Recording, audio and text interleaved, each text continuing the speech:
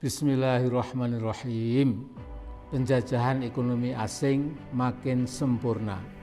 Jangan pernah dilupakan, pemrakarsa Omnibus Law Indonesia itu adalah Pak Jokowi sendiri. Sementara DPR RI sebagai tukang stempel kemauan eksekutif adalah penanggung jawab yang kedua. Lagu miris Omnibus Law itu dinyanyikan Pak Jokowi sendiri ketika pelantikannya pada 20 Oktober tahun 2019 yang lalu, setahun yang lalu. Di beberapa negara yang pernah menerapkan Omnibus Law itu, masyarakat di negara-negara itu menjulukinya sebagai Big Ugly Law, undang-undang dengan kejahatan besar. Umumnya negara-negara tersebut walaupun resminya masih memegang demokrasi, tetapi oleh banyak pengamat dan sebagian politisi, Omnibus Law atau Big Ugly Law itu sebagai praktek otoriterisme. Inilah yang terjadi di Indonesia, tetapi skalanya paling besar dibandingkan dengan negara-negara yang pernah mempraktekkan Omnibus Law itu. Setelah undang-undang Omnibus yang dijuluki sebagai undang-undang sabu jagat itu disahkan, saya dapat menyimpulkan bahwa cengkeraman ekonomi asing di negara kita makin kokoh, dan di masa-masa mendatang baik rezim dan rakyat kita semua akan jadi bangsa kacung. Saya tidak heran kalau para kacung asing itu akan berteriak kencang seolah-olah tidak ada yang salah dalam undang-undang itu.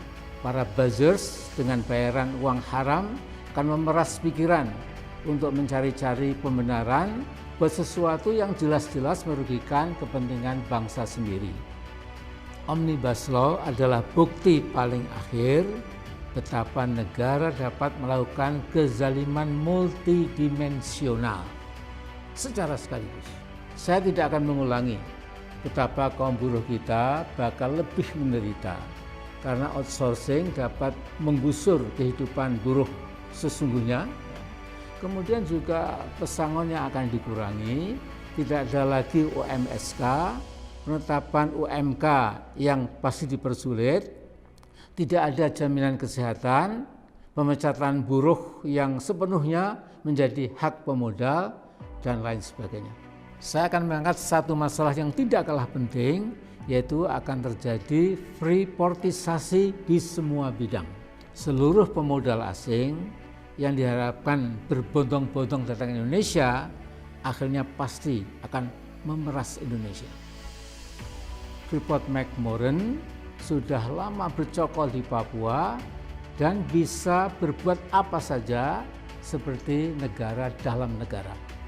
Dari rezim Soeharto sampai rezim Jokowi, penghancuran lingkungan, penipuan pajak, dan pelanggaran HAM tidak pernah disentuh oleh pemerintah Jakarta. Saya kadang-kadang bingung, DNA macam apakah yang sesungguhnya itu ada dalam tubuh bangsa Indonesia.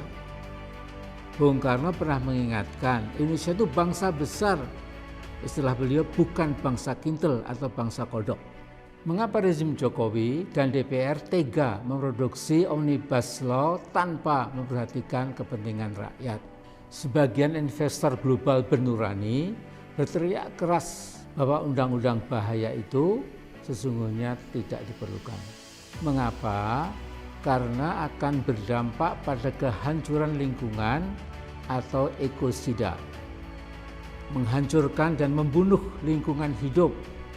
Reuters memberitakan ada 35 investor asing yang mengingatkan Indonesia jangan nekat mengesahkan undang-undang yang diprakarsai oleh Presiden Jokowi itu.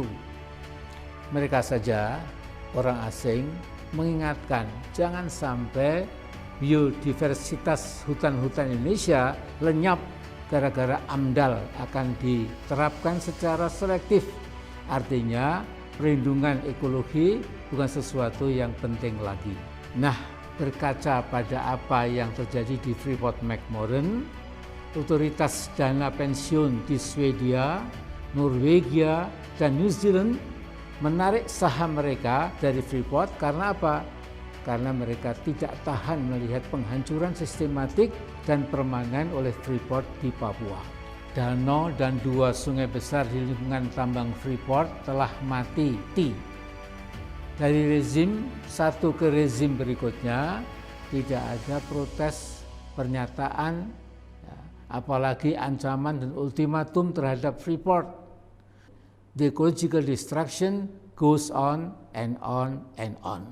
Di dalam literatur politik ada istilah deaf, dumb, and blind government. Pemerintah yang tuli, bisu, dan buta.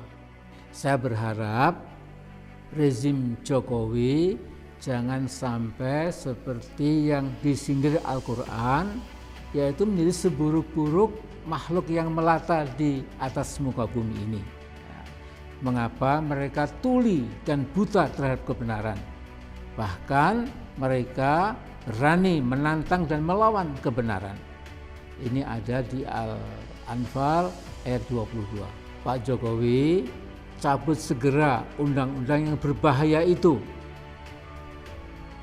Karena Anda adalah pemrakarsa utama dan pertamanya